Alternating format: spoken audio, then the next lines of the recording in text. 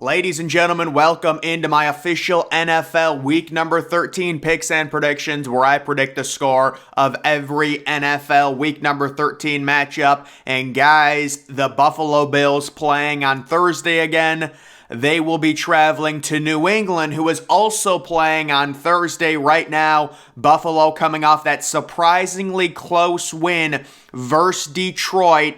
And guys, I've been thinking about it. Josh Allen, if you want a prop bet, my one prop bet to everyone would be Josh Allen under half an interception. It feels like the turnovers, they've been bad. He will correct them.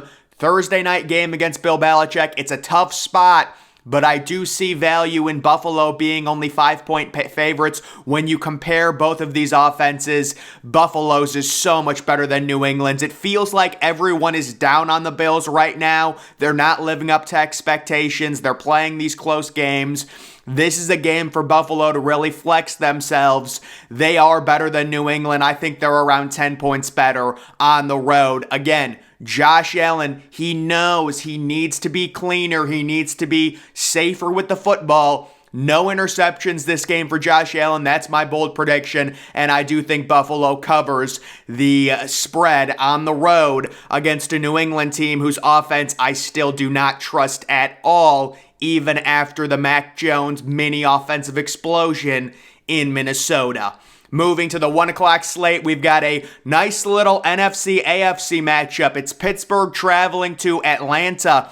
And guys, I really do feel like right now we need to ride this young Pittsburgh team in this matchup. I think they're going to win this game outright on the road. Right now, the game is right around to pick 'em. I have no clue what Atlanta is doing. Like, what is your future exactly? You know, just give Desmond Ridder a chance. You're going nowhere with Mariota. You're not making the playoffs. It feels like this was a missed opportunity for Atlanta to really see what Desmond Ridder is and also lose games in the process to give yourself a better pick. You look at Atlanta, they're 5-7. They're not going to get a top 4 or a top 5 pick. Play Desmond Ridder, see what he is. He's a guy that played a bunch in college, so it's not like he has no experience and needs to sit. He can play. I have no clue what Atlanta is doing. You're not making the playoffs with Marcus Mariota in the year 2022. Pittsburgh, on the other hand, operates perfectly. They bring Kenny Pickett in a few games into the season. He's learning. He's getting his legs under him. It's a lot of short stuff, admittedly, of course, because he's a rookie, but he's getting confidence. And this Pittsburgh team, they're good enough on defense. They're hot right now. They will win on the road and beat Atlanta. Next, we have Denver traveling to Baltimore. And my goodness, how can I pick Denver at this point? Denver has to be one of the most disappointing teams, disappointing offenses in recent memory. Jerry Jeudy gets injured. And guys, I have to take Baltimore to cover the spread, kind of in a correction game. Remember, I picked my big upset last week was Baltimore losing outright to Jacksonville, and they actually lost. Now I think they right the ship at home against the Denver team. How can I pick Denver? They've shown nothing on offense, absolutely nothing. Now they're going on the road against a very good Baltimore defense who had a little hiccup last week in Jacksonville, but I still trust Baltimore's defense to get it done. They end up winning this game and they cover the 8-point spread. 8 points is just simply not enough when you're talking about Denver and their bad offense on the road against a good Baltimore defense and Lamar Jackson and Mark Andrews, and they can make some plays. They will put up enough points, in my opinion, to cover. This game probably the toughest one to predict right now because we really don't know the injury situation there with the Packers and Aaron Rodgers, possibly Jordan Love coming in and playing. They will be taking on Chicago, also dealing with an injury situation. My initial hunch on this game, Justin Fields probably won't play. And guys, you see what Chicago is without Justin Fields. They are nothing. They would be 0-17 without Justin Fields. He is the MVP of the league. I do have an MVP vote. And guys, I'm voting for Justin Fields. He's a superstar. I think they're probably going to rest him this week. Darnell Mooney apparently out for the year. How are they going to score without Justin Fields, without Mooney, I don't know. And then the Packers, even if they do have to play Jordan Love, you would think at this point Jordan Love's like an NFL veteran. He would at least manage to be a serviceable QB, and they're going to use their running game. It's going to be a lower scoring game. I'll take Green Bay by 3, but a lot of speculation because we don't know the injury situation surrounding these two teams.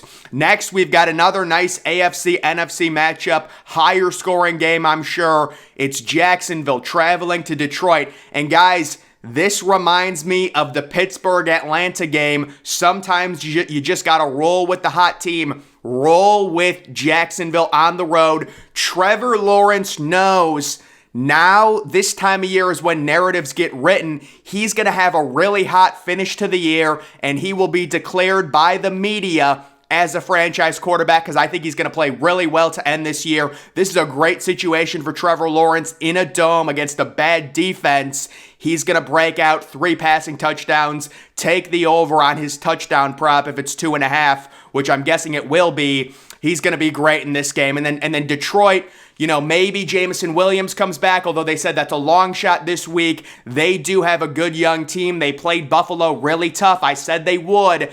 But guys, Detroit in this matchup, they're simply not good enough on offense. Jacksonville right now, don't question it. Just ride Jacksonville, ride Pittsburgh. These teams are hot right now. Jacksonville wins this game, and it's a higher scoring game.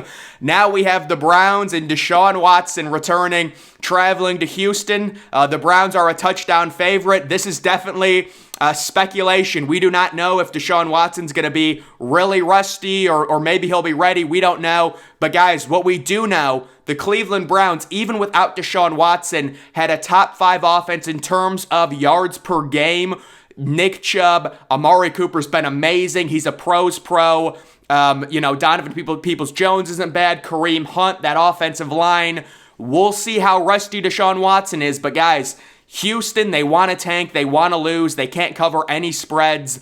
They got trounced by Miami. They were on the verge of getting annihilated until they pulled Tua in that game. So I just think Houston is a total corpse. They're trying to get the number 1 overall pick. The Browns have no reason to lose any games or anything like that, even though they are, what are they at this point? I think 5-7, 4-7. I think the Browns easily win this game, and they do cover the spread, even with Deshaun Watson possibly being a little rusty. This is such a talent mismatch. Houston is not going to do anything on offense against Myles Garrett and Denzel Ward, possibly starting Kyle Allen or Davis Mills. Next, we have the Jets traveling to Minnesota. So I do know a lot of people are in on the Jets in this matchup. They're buying the Mike White magic. Guys, I don't know. It's just me. I don't know if it's just me, but I find great value in Minnesota only being 3-point favorites. Minnesota is a good football team. And the Jets offense, even with Mike White on the road, I think Minnesota really plays well. They played well last week at home. Now Kirk Cousins gets out of that primetime spotlight. It's a 1 o'clock game. You always love that if you're betting on Minnesota. So, -3, it seems rather simple. I think the Jets have an inflated record anyways because this year's been really weird. I think they're worse than their record. I also think Minnesota is worse than 9-2. But still, guys, it's been a weird year. I will take Minnesota to win this game and cover the spread at home. Justin Jefferson, Dalvin Cook, they'll be good enough. They've got more talent than the Jets, especially they are at home. Next, we have the Commanders at the Giants. And this is another weird one for me. The Commanders sitting at 2.5-point favorites. I think it's a great situation for the Giants. Guys, I know the Giants have not been good recently, but this is kind of what you're going to get with Daniel Jones. You're going to get a mixed bag. You're going to get some bad games. You're going to get some surprisingly good games. The Commanders are overdue for a loss, in my opinion. I know the Taylor Heineke thing. He's been good. They've been winning with him. They're due for a loss. They're on the road. The Giants ride Saquon Barkley. They make one more play. It's a typical Giants home win where it's going to be close, it's going to be surprising, but the Giants end up pulling it out at home. They're due for a good performance. The Commanders at this point, the magic carpet ride with Taylor Heineke, I think it comes to an end, at least in this game. The Giants win at home. Next, we have Tennessee at Philadelphia. And guys, I guess this would be my major surprise upset. I do think Tennessee matches up extremely well with Philadelphia. Philadelphia has shown some extreme weaknesses on their defense. When you look at that game against the Packers, they didn't cover the previous 2 weeks. They lost to the Commanders at home. And Tennessee, if they get up early in this game, they're going to ride Derrick Henry. They're going to jam it down Philadelphia's throat. And guys, remember, the other thing to think about with Tennessee, I've been so down on Tennessee, but they are starting to throw the ball. Ryan Tannehill is throwing the ball. He's completing passes. He's playing well. They're averaging like 290 yards through the air the past few weeks. So I like this Tennessee team. They're trending up. I said they would lose to Cincinnati. They did lose, but now I think they pull off a major upset. Philadelphia is worse than their record. They're due for a loss. This game, it's going to surprise some people, but Tennessee on the road, they match up well. They win that game outright. Moving to the 4 o'clock games, we have Seattle traveling to the LA Rams, and the Rams are just a total disaster right now. Matt Stafford possibly out for the rest of the year, suffering like multiple concussions. That's pretty much a death sentence, at least in terms of the NFL. They're not going to want players to mess with that at all. And Seattle is a team where even though they did get beat last week, it was a higher scoring game. I think Seattle wins this game easily. I just don't see the Rams doing much of anything. I also saw that Aaron Donald had an injury, and if Aaron Donald has any type of injury, I think they're just going to rest him. There's really no reason to risk anything with the Rams basically playing a lost year. Also, Cooper Kupp likely out for the year at this point. So I will take Seattle to cover. This is a really good game. How about this game being at 4:05? It gets the 4:05 treatment, not even the 4:25 game. It is Miami traveling to take on the 49ers. And guys, I know this is going to be weird. People are not going to like this. I am picking Miami to win this game because it just feels like it's Tua's year. It's Tua's year to be the young breakout quarterback. They go on the road against a 49ers team who really got very lucky against the Saints, causing those fumbles. The Saints were in the red zone like 3 times. They scored 0 points. Guys, I know San Francisco has a very talented roster, but still, they got really lucky. They're 3.5-point underdogs, but I think Miami with Tua, they win this game outright. San Francisco, I was not impressed with their offense last week. Christian McCaffrey a little bit banged up as well. So I'll take Miami to win that game outright. This is a great game. We've got Kansas City traveling to Cincinnati. And guys, how can you not pick Cincinnati? Jamar Chase coming back. Joe Mixon coming back. Joe Burrow starting to really dial it in. They win on the road in an impressive game in Tennessee. Now they get everyone back. They get that home atmosphere, 4:25 primetime, late afternoon time slot. You have to pick Cincinnati to win this game, and you also have to pick the over in this game. Those two things. Kansas City, they're 9-2. Let's be honest. I mean, listen, they're a good team. They've got Kelsey. They've got Mahomes, right? Mahomes is probably going to win MVP. But guys, I like Cincinnati here. They're due for a loss, in my opinion. I'll take the Bengals to keep riding the hot streak, getting their players back. And guys, how about T. Higgins' development as well? They've got T. Higgins. They've got Jamar Chase. They've got Samaje Perine. They've got Joe Mixon. They've got Burrow. They are a super offense. And then the other 4:25 game, I am happy. There's 4 o'clock games. I'm very happy about that. It is the Chargers traveling to Vegas. And guys, you want to talk about another high-scoring game. Oh my goodness. The Chargers play no defense. The Raiders, they've been involved in a shootout last week in Seattle, and I picked the Raiders to win last week as underdogs. I'm doing it again. The Raiders are better than their record. They get this win in a shootout. The Chargers, again, really bad on defense, especially without Joey Bosa at this point in the season.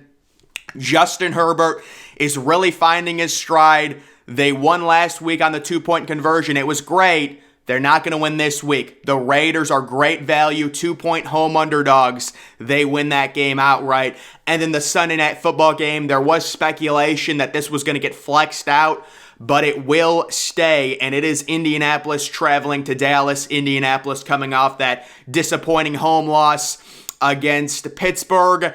And guys, this is a situation where it seems like Dallas is on a warpath. They know they need to win these games. They've got an offense where CeeDee Lamb has totally, broken out. Tony Pollard is broken out. Zeke Elliott is playing good. It's great to see Zeke with a kind of a throwback type few games. I would love to see Zeke get about 20 carries because I love Zeke personally, but I do realize that Tony Pollard is more explosive and things like that. Either way, this Cowboys team, guys, they're just way better, let's be honest, and they've been focused, they've been playing well. Indianapolis, no offense. Do they maybe try to go back to Sam Ehlinger? I don't know. But either way, I will take Dallas. And I actually don't mind that this is still a primetime game. Whenever two dome teams face each other, I kind of like that. It's just, it feels like it's clean, It's like very clean. I don't know. But that is the Sunday night game. And then the Monday night game, it is kind of a flop. It's New Orleans, who just got shut out, traveling to Tampa Bay, who lost to Cleveland in overtime. That game almost ended in a tie, but the Browns ended up winning on a Nick Chubb touchdown. Tampa Bay minus 3.5. I like Tampa Bay here, guys. I just haven't seen a single thing recently from New Orleans that gives me any confidence in them. I tried to do it last week, and I said New Orleans would cover the 9.5, in San Francisco. They probably should have if they don't fumble the ball like 5 times, but still, at this point, I think Tampa Bay, they were up on Cleveland that whole game. They end up losing. It's whatever. This should be better weather for Tom Brady. Tom Brady, for as old as he is, he's playing well. I mean, he's not turning the ball over or anything like that. They've got Mike Evans. They've got Chris Godwin. The talent disparity in terms of the offenses with Andy Dalton starting for New Orleans, in my opinion, is simply too great. So I think Tampa Bay wins this game. And, there's a lot of speculation, but I do think they cover the spread here. They certainly need this win at home. So guys, those are my Week 13 NFL picks and predictions. Make sure you're following me on Twitter. Link to that's always in the description. I'm, of course, the Depressed Ginger. Thank you for watching.